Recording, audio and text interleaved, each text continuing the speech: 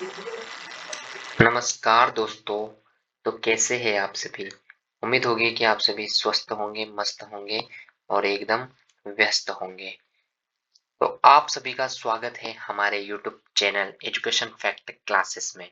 मैं हूं दीप्सा सोलंकी और आज हम इस वीडियो में प्राथमिक चिकित्सा के बारे में विस्तार से अध्ययन करेंगे। सबसे पहले यदि हम बात करें तो ये जो प्राथमिक है चिकित्सा वो क्या है? प्राथमिक चिकित्सा क्या है? तो इसके बारे में हम बात करेंगे। तो प्राथमिक चिकित्सा वह तत्काल सहायता है। सबसे पहले याद रखना वह तत्काल सहायता है जिसके तहत क्या होता है?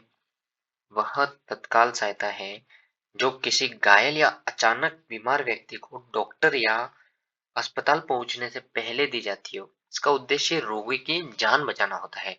जो प्राथमिक चिकित्सा का उद्देश्य होता है रोगी की जान बचाना, उसकी स्थिति को बिगड़ने से रोकना तथा शीघ्र स्वस्थ होने में सहायता करना होता है। यदि प्राथमिक चिकित्सा की हम परिभाषा के बारे में सुने तो प्राथमिक चिकित्सा की बात करेंगे तो प्राथमिक चिकित्सा वह प्रारंभिक और अस्थायी उपचार है। ये क्या है? अस्थायी, स्थायी उपचार नहीं है, अस्थायी उपचार है जो किसी दुर्घटना, चोट या अचानक बीमारी की स्थिति में प्रशिक्षित या सामान्य व्यक्ति द्वारा उपलब्ध साधनों से तब तक दिया जाता है जब तक चिकित्सीय सहायता प्राप्त न हो। ये हमने प्राकृतिक प्राथमिक चिकित्सा के बारे में तो पढ़ लिया। अब हम उसकी कीट के बारे में पढ़ रहे हैं। कीट जो है उसके बारे में हम पढ़ रहे हैं। तो कीट जो होता है वो कैसे, क्या होता है इसमें, कि कीट की बात करें तो यदि कि कीट में क्या-क्या सहायक सामग्री इसकी शामिल है, तो उसके बारे में हम बात करेंगे। यानी कि आवश्यक सामग्री है, जैसे ये जो होता है प्लस वाला आइकन वाला डिब्बा, इसके अंदर क्या-क्या, फर्स्ट एड बॉक्स बोलते हैं इसको। तो इसके अंदर क्या-क्या होता है उसके बारे में हम बात करेंगे। तो देखो, सबसे पहले ये एक महिला है, ये अपने इस बालक को सीपीआर देने के बारे में थोड़ी प्रोसेस समझा रही है कि कैसे देते हैं सीपीआर।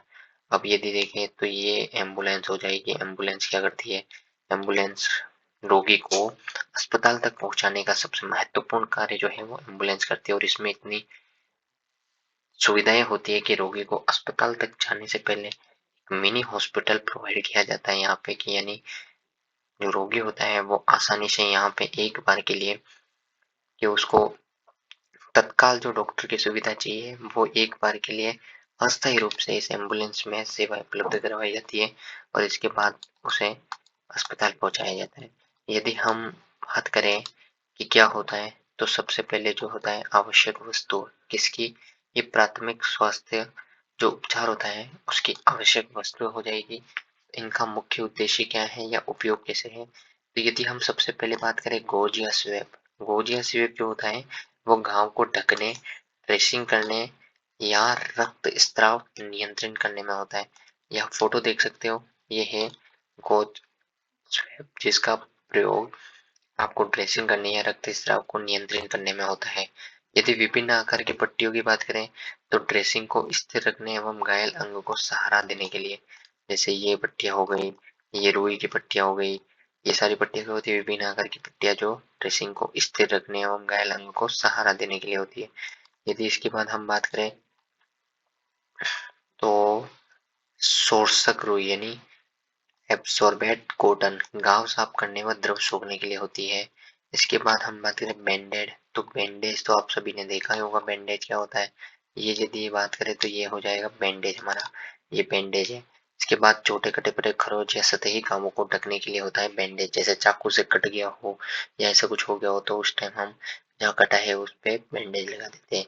चिपकने वाला प्लास्टर जो है वो क्या होता है? पट्टी व ड्रेसिंग को त्वचा पर स्थिर रखने के लिए होता है, जैसे ये जो हो गया इसको कहते हैं चिपकने वाला प्लास्टर। इसके बाद यदि हम बात करें तो आंख का पेड़, ये जैसे ये महिला है, इस महिला ने यहाँ पे आंख पे पेड़ लगा रखा है, या आई पेड़ होता है आंख की चोट को ढकने एवं सुरक्षा प्रदान करने के लिए होता है। ये चोट को ढकने के लिए एवं सुरक्षा प्रदान करने के लिए होता है ये। फिर इसके बाद हम बात करें तो कैंची, कैंची तो आप सभी ने देखी होगी, पर मेडिकल की कैंचियाँ कुछ अलग प्रकार की होती है।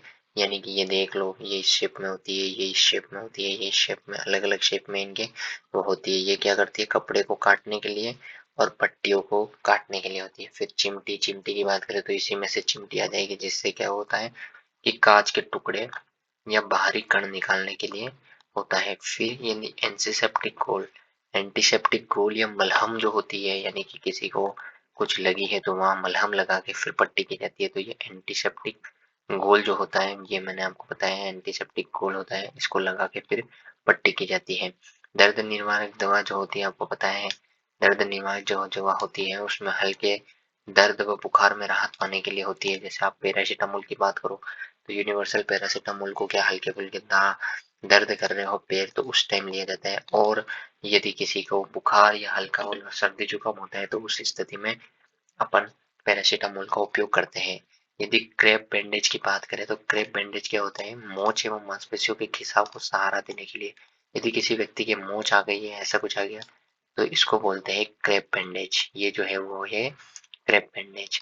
यदि अपन दस्ताने दस्ताने की बात करेंगे तो क्या हो जाएगा, ग्लव्स। ये यहाँ इस महिला ने जो पहन रखे अपने हाथों में, इनको बोलते हैं ग्लव्स। ये ग्लव्स हो जाएंगे। फिर फेस मास्क की बात करें तो इस महिला ने जो ये फेस मास्क पहन रखा है, इसको हम फेस मास्क कहेंगे। ये क्या होता है, संक्रमण के प्रसार को कम करने के लिए होता है। जैसे अभी कुछ समय पहले कोरोना आया था तो सभी को संक्रमण हो रहा था, तो लोग क्या है, बचने के लिए मास्क का उपयोग कर रहे थे। फिर यदि एप्रन की बात करें तो एप्रन जो होती है वो क्या होती है, कपड़ों पर शरीर की सुरक्षा के लिए होती है। जैसे कि इस महिला ने ये ऊपर वाला जो व्हाइट कलर का पहना हुआ है, इसको बोलते हैं एप्रन। फिर हम यदि अन्य सहायक सामग्रियों की ओर चले तो अन्य सामग्री की तरफ चले तो 15 नंबर की आती है सुरक्षा पिन या सेफ्टी पिन। ये जो होती है वो त्रिकोणीय पट्टी को स्थिर रखने के लिए होती है। यानी कि जैसे वो मोच वाली जो पट्टी होगी उसको भी बांधने के लिए काम आ जाती है, या कोई भी त्रिकोणीय पट्टी होती है उसको स्थिर रखने के लिए होती है। यदि हम बोले कि जो स्प्लिंट है, स्प्लिंट का काम देखो, कुछ शब्द ऐसे होते हैं जो आपने बहुत सुने होते हैं प्राथमिक उपचार में, पर कुछ ऐसा होता है जो आपको पता तो होता है पर उनका नाम क्या होता है वो आपको नहीं पता होता। तो ये क्या होता है कि सीधा सीधा मैंने आपको फोटो लगा दिया यहाँ पे, तो आपको क्या है, अलग से सर्च करने की आवश्यकता नहीं होगी। यहाँ स्प्लिंट है, यानी कि फ्रैक्चर वाले अंग को स्थिर रखने के लिए होता है इसका उपयोग। ये देखो, जैसे अंगुली फ्रैक्चर है तो अंगुली पे ये ऐसे इस प्रकार पहनाया जाता है तो क्या अंगुली हिले नहीं। अब यदि हम बात करें टॉर्च, टॉर्च की आवश्यकता कब पड़ती है, तो टॉर्च की आवश्यकता जैसे उसके कुछ गले में कुछ फंस गया हो या ऐसा कुछ हो गया हो, सांस नहीं आ रही है, उसको दिक्कत हो रही है, तो उस स्थिति में क्या होता है, अंधेरे में निरीक्षण एवं घाव देखने के लिए होता है, ये टॉर्च का उपयोग किया जाता है। ये है टॉर्च, हमारा टॉर्च का उपयोग किया जाता है। यदि इसके बाद थर्मामीटर की बात करें, थर्मामीटर का नाम तो सभी ने सुना ही होगा। थर्मामीटर क्या होता है, शरीर का तापमान मापने के लिए होता है। थर्मामीटर क्या होता है, शरीर का तापमान मापने के लिए होता है। तो ये देखो, ये थर्मामीटर है, ये थर्मामीटर शरीर का तापमान मापता है। जैसे कि यहाँ से बोले बच्चे को मुंह में इसको अगर रखवाया जाता है तो बच्चे का तापमान भी मिल जाता है। और बच्चे के शरीर की यानी कि जो फीमर की हड्डी होती है तो फीमर की हड्डी के ऊपर भी इसको रखा जाता है तो वहां से तापमान मिल जाता है। और यदि कोई बुजुर्ग है या कोई ऐसे वयस्क है तो उसके क्या होता है कि कंधे के नीचे रख कर भी इसको मापा जा सकता है।